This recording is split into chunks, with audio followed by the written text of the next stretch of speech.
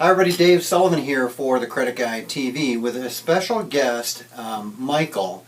Actually has gone through the IRS process to remove a IRS tax lien from his credit report, and he actually shared with me part of the story. And I really wanted to share it with all of you out there who are thinking about going through the process. He had some excellent tips for me, and I don't think there's a better expert on the process than somebody who's just gone through it themselves. So, Michael, thanks for being with us. Oh, thank you, Dave. Go ahead and explain kind of the motivation behind wanting to get this corrected. Okay, the number one motivation I had is that I knew the lien, even though it has been paid off, was still showing on my credit report.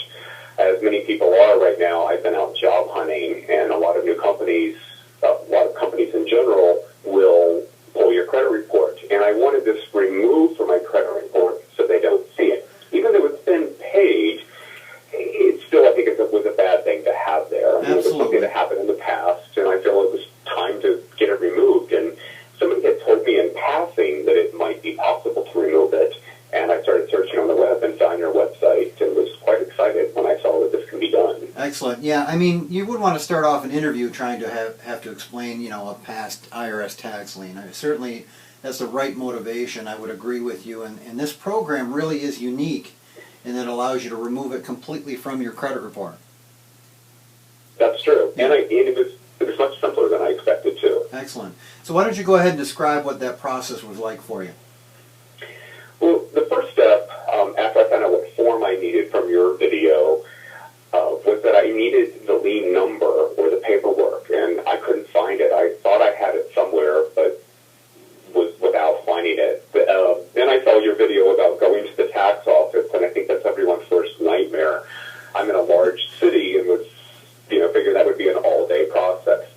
So instead, I jumped on the telephone and called the IRS and had to make a number of phone calls before I found the right department. And I discovered that they have a special lien department that has all this information.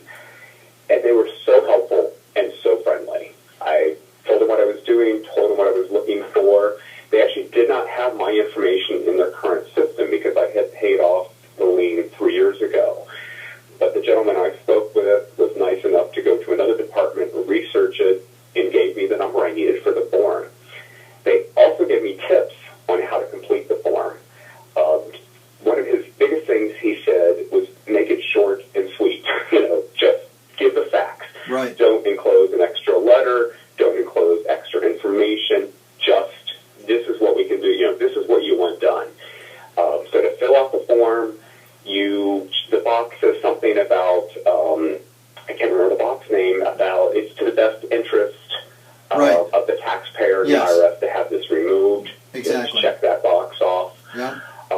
Also, absolutely must reference in the comment section the Fresh Start program. Yeah, and I think that's important. I'm sorry? I just said that's very important because I had not mentioned that you have to reference the Fresh Start program. And I think you said something about the neatness of the form as well as important. Yes, it was recommended to type the form. Acrobat and many other PDF products will allow you to type the form. You just click on the box and you can type in your information. They kind of alluded to the fact that, you know how it is. You get a form that's nice and neat. You can process it really quickly and make it done a little faster than the one that's quite messy and one doesn't want to deal with. Absolutely. So I typed the whole form. To give you a brief description of what I put in the comment box, I said, as per the Fresh Start program, and I put the ID number, I'm requesting this lien to be withdrawn. Once it's approved, please forward me the information and also give to the following credit agencies. And I researched and found out the address the name and address of each credit agency and included that. Awesome. I understand that they don't always let them know, but I thought it doesn't hurt to ask. Yeah, no, you handle that perfectly. That's exactly how I would tell you to do it, and then it's so key to keep any documentation you get back from them as well. That's correct. Also, you must put the addresses of the credit bureaus that you want removed from. Without the addresses, they're not going to do it. Right. Very important. So to jump ahead, that's all I put. I had my lien number and the date. I filled that in the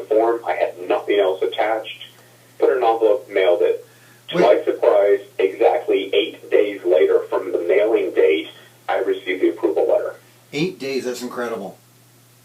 Now, it might help my location too. I mean, basically the office is just down the street from me. So it probably got there very quick. Right. Um, So did you so include anyway, the 688 form? no, I did not have it. Okay. But they told me as long as you put the lien number in box 9 of the 12277 form, that's all I needed. So I had the serial number there and the date it was filed and the recording office. And that's what that toll-free number from the IRS lien department gave me that information. Okay, excellent. Yeah. If you have the form, you can just attach the form or fill it out and attach the form. But if you don't have it, as long as you fill it out, you're fine. Right. We'll put that number here down at the bottom of the video, but that's excellent. So what was the result? I mean, what then happened? How long did it take to come off your credit report? And was there any change in the score? Okay. Well, about 12 days after I received the approval letter, I received the letter stating that it had been removed. Excellent. And I immediately went to the credit bureaus to see if it had been removed or to request that it be removed. To request to remove it. Yeah. Give a little word of advice to everyone. 2 of the credit bureaus, I filed the dispute electronically. And so therefore I could not send in any additional documentation. Both of those companies came back and rejected the removal because I think they just checked the records and showed that it was still there. Right. And didn't remove it. Yeah. I had also mailed them the information, including a copy of the IRS removal. I then had to call the credit agencies, and they pulled my paperwork and approved it and removed it. Excellent. So what I would suggest to everyone, don't fill out the online form, fill out the paperwork, call the credit agency, see what you need to send. One of them required a copy of my driver's license, a utility bill, to verify everything about me, and they removed it. Interesting enough, one of them had already removed it. So I think the IRS actually may have sent the information, and yeah, I think they they will. removed it based on that. I think you were very aggressive in your attempts to get it removed, which is great. But I think it may have probably happened anyway, but I would definitely tell you to do exactly what you did, exactly how you did. I'm interested that you were better off mailing it than disputing online. I find that interesting, and I understand it because I know the way they work. So that's interesting that really you should mail in any documentation you get back, correct? Yes, and I think that was the reason, because when online there was no way of proving that I had received that form from the IRS. Right. But when I mailed it, I mailed a copy of that form. Excellent. That showed it was removed. That's and that's great. all they needed, and it removed it.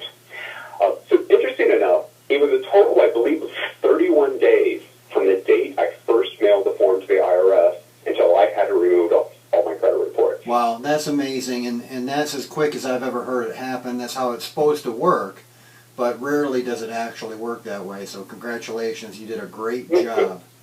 Yeah. But the key, I think, you have to stay on top of it. I mean, the moment I got a letter in the mail, I immediately followed up on it that day. You mean you didn't let it sit? You didn't let it sit in a pile in the kitchen for a few days? Yeah. I wanted this removed. Right.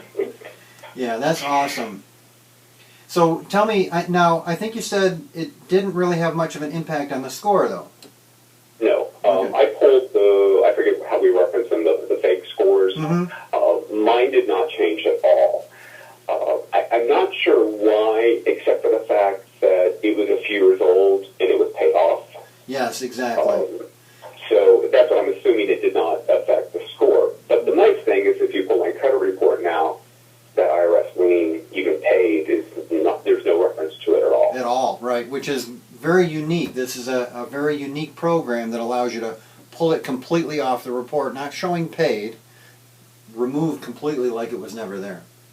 That's correct. That's awesome. So excellent. So not a big change in the score, but not surprising, given that it was a paid-off tax lien from a few years ago. It was probably having very little impact, but it might still. I think you'd be surprised. It might still chip in 5-10 points to you, even though it didn't, indicate that yet. Down the road it might. Yeah. So, as I said in the beginning, the most important part is I think if a future employer looks at this, Exactly. they're not going to see it. Exactly. But I think that would produce All right, Michael, well, I really appreciate you calling in and sharing all this with us, and you, with a little bit of me, we're going to change the credit industry. Thank you.